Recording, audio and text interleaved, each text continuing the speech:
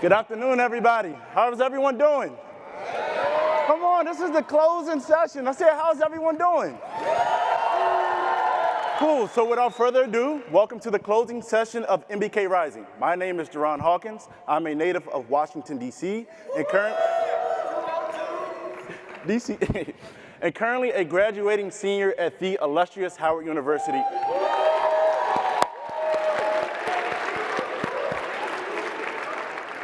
Where I'm double majoring in political science and economics. So growing up, I've been homeless before. I've lived in low-income areas. I've seen firsthand and lived in disparities that boys and young men of color have faced in my community and how difficult it was to overcome them. In 2014, I became a mentee under President Obama's My Brother's Keeper initiative at the White House. That experience changed my life, and it is the reason that I'm on stage with you here today. I aspire to pursue a JD MBA following graduation. While at Howard, I also founded a nonprofit, Reach Foundation, where the primary focus lies with supporting minority college students. I hope to continue this work for the rest of my life and support others just as I was supported. I am my brother's keeper.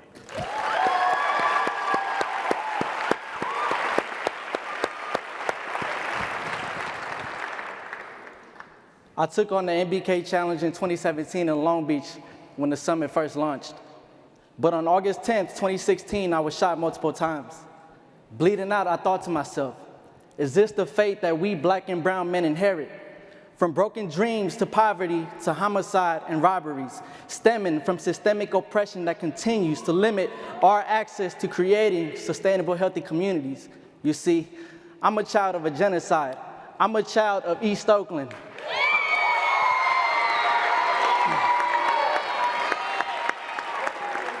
I'm a child of refugees. My family treaded miles to be here, to be told that they're no more than shackles, to be told that they're no more than project housing and welfare. Their tired feet still have ambitions to lead a world, to lead a dream where the next generation can breathe free from shackles. My name is Brandon Rose. I'm Cambodian, and I'm a youth organizer with APAL, Building Asian and Pacific Islander Community Power.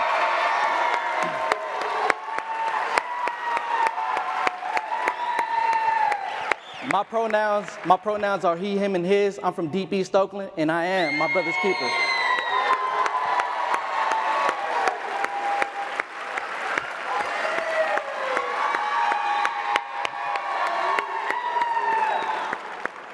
Hey, give me a second. Brandon said we're getting deep. I need a second. Town sauce. No, but seriously, Brandon, your story is truly inspirational. So moving forward, today's closing session is all about identifying the barrier we must rise above to truly ensure boys and young men of color are equipped to thrive. From toxic masculinity to intersectionality to the importance of engaging our sisters in this movement, we're going to tackle some of these tough issues head on. First up, some incredible women in this movement will speak to the importance women and the LGBTQ+ community have in shaping the future for boys and young men of color, and what we all can do to make sure that they are included. Please welcome Alicia Garza, the co-founder of Black Lives Matter. Ericka Huggins, activist and former Black Panther Party leader. Asia Brown, mayor of Compton. MJ Rodriguez, actress and activist. And moderator Benjamin Evans of the Black Male Engagement Network.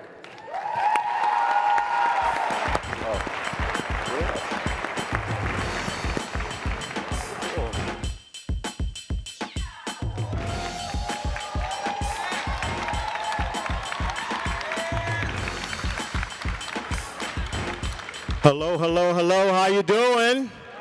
If you're having a good time, make some noise. All right, now before I get started, I want everyone to take out their phone. Real quick, take out your phone. I'm talking to you, that means take out your phone. Yes, take it out. I want you to get with your neighbor, and I want you to take a Ussie. And I want you to put on a really big smile. I want to see y'all way in the back. I want a Ussie. I want you to smile real big, and then I want you to post it and hashtag MBK Rising. All right, I only got a few minutes. I know you got your pearly whites and your greens and your golds and your missings and all that good stuff. All right, let's pull it back in, pull it back in. I wanted to capture your big smiles so that you can refer to this picture every time you feel a little bit uncomfortable or uneasy about the conversation we're about to have. So when we feel uncomfortable, go back to that picture. I was smiling at one point. All right? So while MBK's mission is to centrally focus on the challenges faced by boys and young men of color, we recognize we cannot solve the challenges facing boys and men of color without addressing interconnected issues like race, gender, and sexual orientation. We also know that issues faced by boys, girls, and gender nonconforming youth are often intertwined and deeply related. In the wake of alleged sexually abusive behaviors of some prominent men in Hollywood, and with the huge support of movements such as Me Too, the idea of toxic masculinity has become more prevalent in broader society. So for the next few moments, we will discuss what our boys, what our men, and what our movement must do to address toxic masculinity and to be better keepers of our sisters and our LGBTQ family. The Good Men Project gave me a really good breakdown of toxic masculinity, which is a narrow description of manhood defined by violence, sex, status, and aggression. It's the cultural idea of manliness where strength is everything while emotions are weakness, where how many people you've been with and your body counts are yardsticks by which men are measured, while supposedly feminine traits, which can range from emotional vulnerability to the effeminate, are the means by which your status as a man can be taken away. And if you were here yesterday, you know President Obama talked about this a little bit when he mentioned the 8 girls twerking and why you really need that. So we're going to get started. Now, I know this room is full of men who take care of their sisters and their LGBTQ family. You can give it up for yourselves. When I came out at a national conference, hundreds of men embraced me and told me they love me. But we're going to dive into this conversation so that you can take this conversation home with you and help others better take care of our sisters and members of our LGBTQ community. Can we give it up for this amazing panel? I mean, this is history right here. And I want to open up the conversation with how do we first create safe spaces for men to have these conversations, and how do we kind of get rid of all the titles and humanize this conversation? Anybody is welcome to take it. I can say that community is comprised of all these various institutions, big and small. So from the local community organization to the larger church to the city, but any small place where you can gather, just have some real conversations. And I can tell you that in our city, Compton, we started an open mic, and now we're layering community conversations to just introduce a topic so that we can talk. And so any place that you can gather a few people and have a real conversation, you will be amazed at what can happen with just talking to one another. And when you open yourself up to be transparent and vulnerable and real, you can really help change each other's lives, because we are community, we're connected.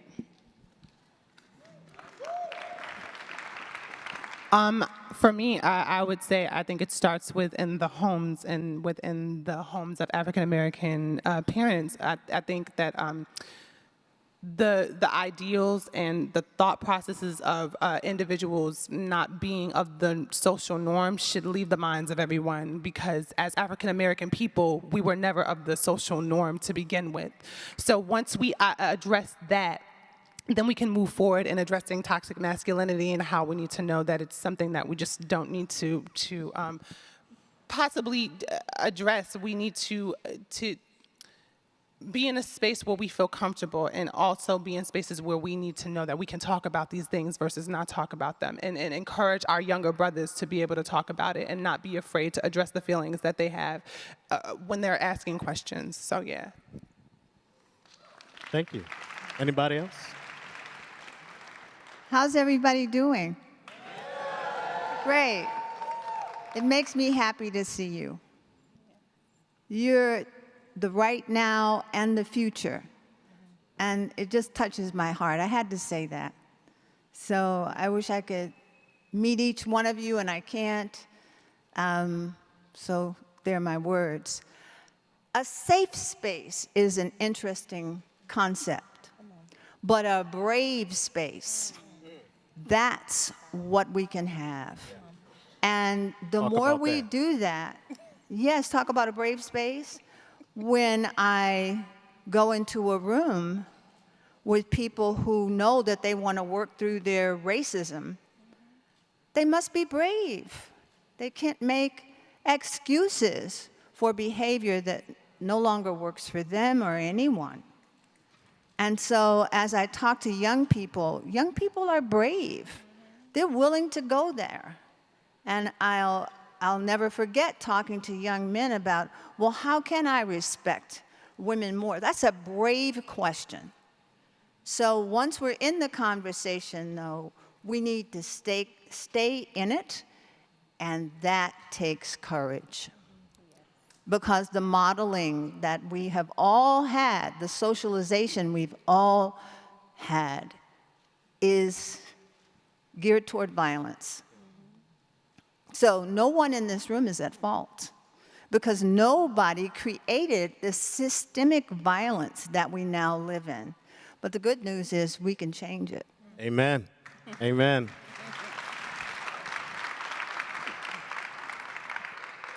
Our friends at Mentor, the National Mentoring Partnership, today launched a new free resource to support MBK Rising attendees, that means everybody here, and mentors everywhere to unpack toxic masculinity and promote healthy expressions of manhood. Everyone can grab it at mentoring.org/masculinity. Now, this guide helps mentors support boys and young men as they define their gender identity. Mayor Brown, if you were having a one-on-one with any of these young brothers out here, what would you tell them that women need from men? I believe that we as people, we need authenticity. And a big component of toxic masculinity is this false front of who you're expected to be and who you believe society expects you to be. And so I believe that it's critical for us to be able to have men that can identify who they are with your own identity. And I want to say that again because the world or society will try to define who you are. And so you have to take the decision and be intentional about defining who are you as a person and stay true to that and walk that out and respect who you are as a person, because I believe that once we know who we are as people, then you can get to the point where you can start loving and respecting and honoring other people. But it takes you knowing who you are so that you can value yourself. Because when someone values who they are as a person, it automatically identifies and lays out how you answer questions, what decisions you'll make, what you will do, what you will not accept. And so having your own identity is critical, but defining it for yourself is crucial, and it's something that we need. And I would say just please, if you can do anything else, and as was said earlier, it takes courage to be who you really are. And when we see people that are breaking ceilings and barriers in their own respective spaces, it's because they didn't follow the norm. And so really think about who you are as an individual. There's only one you, there will only be one you. And so your purpose to affect some kind of change in where you are. And we need you to be your authentic self. Absolutely. Now, staying with you, when My Brother's Keeper was first started, you know, there was a little bit of backlash from the sisters. You know, what about the sisters? What about our Sister's Keeper? And so how should the field of people working to advance the outcomes of boys and young men of color communicate that they understand women's issues and have not excluded our sisters? I would just encourage the men to continue to work through this space that you're in. And for the sisters, we have to recognize that we are balanced as a family, as a community, when each respective person walks in their strength. And so I take a step back and I recognize that in order for our communities to be balanced, in order for our relationships to be balanced, our families, we need men to take some time and strengthen themselves. And so it's okay to take that time to focus on yourselves. And with men focusing on strengthening who they are, in turn, our communities will be more whole. Our future is going to be more balanced because we have to have the feminine and the masculine, and not the toxic masculinity, but the feminine and the masculine to create that balance that we see, especially in places of power where they're, and I think that taking a step to acknowledge President Barack Obama and Michelle Obama, the image of the two of their dichotomy is so powerful because there's a balance, and each respects the other. Yeah. And while one is definitely powerful standing alone, two is unstoppable. And so we need men to walk into their power so that we can continue to be who we are without threat of feeling insecure, without a threat of feeling that we're beating someone down or that we're not allowing them to prosper and blossom into who they're created to be. So we need that balance, and men deserve to take that time just like we do. Thank you. Yes. Alicia, as a queer black woman, you work to challenge the misconception that only straight black men encounter injustices in our community. What do we need to do to make sure our LGBTQ family sees themselves in this movement and are uplifted as a result of it? How y'all doing? Thank you, I see you. So what if I told you, every single one of you in here, that you're artists? Yes. That you have the power to create and recreate? And I'm telling you that because I think, frankly, gender is a construct. It's something that was created for a function. And that function, right, was essentially to ensure that some people had certain roles, other people had other roles, and that kept an engine going. But I think what we know as families of color, as people of color in this room, is that we never really got to take advantage of all the positive benefits of those roles. And so we've always been artists, creating and recreating for the purpose of having dignity, for the purpose of being able to be in a world that doesn't like us, with our heads held high and our shoulders thrown back, and we're like, we out here doing it anyway, right? So I want to challenge us then to think about gender as art, as something that we can continue to create and recreate so that it isn't toxic. We can build a world that isn't predatory, right? And that doesn't kind of siphon humanity from other people for the basis of our own humanity. And I start with that because I think it's important to talk about that when we're talking about how to be more inclusive of queer people. I don't want to be included. I don't want to be included. I want to be with you. I want to be connected to you. But I don't want to be there as an afterthought. I want you to recognize that I belong here and that you're better because I'm here. Yeah. And I'm better because you're here. Come on. Come on. And as long as we're able to engage with each other in that way, we don't have to ask questions about how can we include you. Because I've been in many rooms where I'm the one queer person because we needed a queer person and we needed a black person, and they're like, oh, cool, we got all of it right here in you. But then at the same time, even though I'm there, I'm not respected. I'm not seen as a human being. And in fact, I can tell you stories about being in rooms where we're talking about black liberation, and people are like, yeah, for everybody but you. Wow. That's a real thing. So if we're gonna be artists, my question to you is, how do we create a world where everybody belongs exactly as they are? How do we do that by also saying, we're not gonna put ourselves in these weird boxes that we didn't build. We're gonna design our own way of being together in connection, in relationship, because our survival depends on that.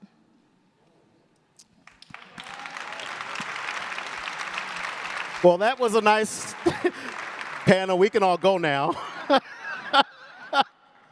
Whew. All right. Wow. Let's let that marinate for a moment. Man. MJ, you are one of the new faces in Hollywood. Give it up, give it up. representing trans women of color, and you've been featured on some amazing magazines and all over the world. And after you were on the cover Out magazine, our good brother LeBron James posted a message in support of you, but he received a lot of backlash. He said there is nothing more in this world more powerful than colored women, and that his daughter is watching. What do you wish more people understood about the trans community, and how can we as men make sure that we are here for and fight for our trans brothers and sisters? Well, I like to think of myself as a person based off of love. And when LeBron James did that, I thought that was quite amazing, because not a lot of African American men address these things out in public. And he is someone who is so assured in who he is. He had no problem doing that. And I feel like we need to challenge more African American young men of youth to do that even more, and to be on our sides, and to understand us as women, as strong women. I need you to repeat the other part of that question, because I want to really divulge in that. How do we as men stand up for, be here for, and fight for our trans brothers and sisters? And I think representation is key. I mean, Mayor, she said something very important. We have to understand that there's a balance. There are a lot of misogynistic words that are thrown to us, and we are the minority of the minority. And I know these women understand that, because they are African American women, and they are of a minority as well. And I think that young men need to understand that, and understand that we are alongside of you. In order to move a culture forward, we have to band together. Thank you. Absolutely. First of all, Ms. Harris, I am honored to even be sitting next to you. I am here today because of you, so thank you.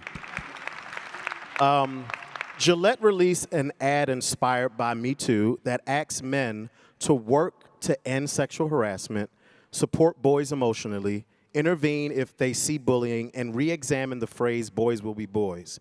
And would you believe that there was huge backlash claiming that Gillette attacked men? Right. How can we reframe the conversation about masculinity in a positive light and promote healthier behavior from childhood? Well, there's so much I could say. What I will focus on is the way I raised my two sons. I'm not your typical set of identities. I've been married, my partner now is a woman. I have 3 children. They do not each have the same fathers, not because of promiscuity, as is the stereotype. You following me? Yeah. But because of these embedded assumptions that we're walking around with, we don't know necessarily how to support boys and young men in being exactly who they are. I told both of my sons, if you ever feel that you are attracted to the same sex, it's fine. If you ever feel like you don't understand what it means to be with a woman, talk to me. Because I was a single mom. I was mom and dad, all in one. How many of you are raised by single moms? So I had to do everything and talk about everything, and it was important for me to do so. And it was also important for me to look at my own stuff if it came up. I always say that freedom is an inside job. And it doesn't begin out here. So in order for me to have those conversations, I had to be secure in who I am and all my coinciding identities. And we throw around a lot of words, but one of the most horrific things is the toxicity in which children are expected to live. That's horrible. And so we can do our part to raise little girls who feel like there is nothing that is beyond them to do. and raise little boys who feel the same way. And think about simple things like toys. What are our expectations based on our socialization? Do we expect boys to be a particular way? Yes, we do. We expect boys not to cry. That is inhumane. That is toxic. That's violence. Because what that means is that we're asking a human being to sublimate and suppress human emotion. And we ask little girls to be ladies. I don't even know what that is. I really don't. And because I was one of the people who always questioned these roles when I was a little girl. And thank goodness my mother, bless her heart, she would help me out. She didn't know how, but she would at least let me ask questions like, why I gotta sit with my legs crossed? So all of this, I hope I'm trying to be as focused as I can, is important. Leaders can be, and mentors can go anywhere in conversation, else they shouldn't be leaders and mentors. Thank you. So, as these young men and young women and even our leaders are going to go back into their communities, I want to leave them with a charge from each of you. My charge is, surprisingly enough, as a gay male, I had some prejudices against drag queens and people in the trans community. And so I had to deal with myself and my inner prejudices, and I went and volunteered at TransCon, which is a conference that matches employers with members of the trans community, and I made some amazing friends. I saw each as human, and I'm still in touch with them today. So I had to deal with me in order to make my community better. And so I charge you, whatever your prejudice is, face it, deal with it. What is your charge, starting with you, MJ, for these folks going back home? Well, I mean, I would challenge every young man that's in this audience, and including men that are adults, when you see a woman of my experience that is going through something, instead of standing by silent or idle, I challenge you to protect her and make sure that she's okay, because a lot of the times we're not okay. There's an outstanding amount of women who are of the African American, women of color, of culture, who have been killed because something was not done. And it was all because of how we identified. I would challenge each and every one of you to make sure that you protect us and let us know that we're all right, because we're already letting you guys know that you're powerful, and take your place. Take your time, know how strong you are, to make sure that we as women need to be protected. That's all. And 30 seconds, right? I got 2 calls to action. So one is for us to move towards being the keeper of our people, recognizing that we each have our own individual and unique experiences, but we're more powerful together. And my second charge to each of us is to love in public. One of the reasons that we know that trans women in particular are being killed at astronomical rates is because people are afraid to love in public. One of the reasons that we know that violence is impacting our communities in such a deep, deep way is because we are afraid to love in public. I have a friend who told me that he sits hunched over because he tries to make himself small. He's 6 feet tall and black, like black, black, black. He's holding that in his body every single day, hunched over like this. Love in public, so that you can also be an invitation to be loved in public.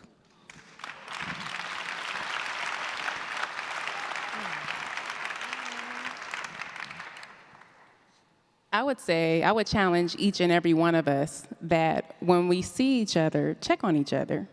I can't think of how many times people just walk by each other and don't even acknowledge each other, don't even say hello, don't even acknowledge that we are here in this space, we're human.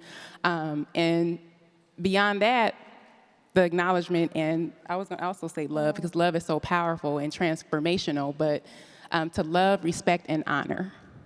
And I challenge you all to think about how you can honor the people that are in your lives, in your spaces. And honor is a step past respect, because you can respect someone inwardly, but honor is the external affirmation of how you feel about someone internally.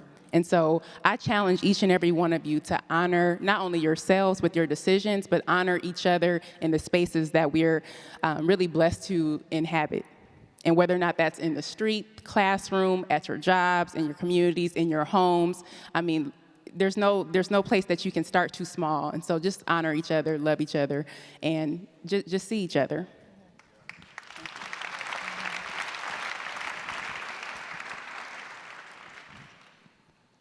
I want you to know that you are immensely good. You're brilliant, like the sun. You are of value on planet Earth. I don't care what anybody ever tells you, that is the truth. You are wise beyond measure, even if, as we say, you're young, which is another construct. So therefore, live your life in love. And if you do, because you're all very good people, you will be kind and good to others. You will check your privilege if it arrives. You will ask your brothers to check it also. And you can do it with compassion. I love the idea of loving in public. Begin it now. Love is a great power. Use it to transform your world. Thank you. Can we give it up for this amazing panel? Thank you so much for your time, and remember to love in public.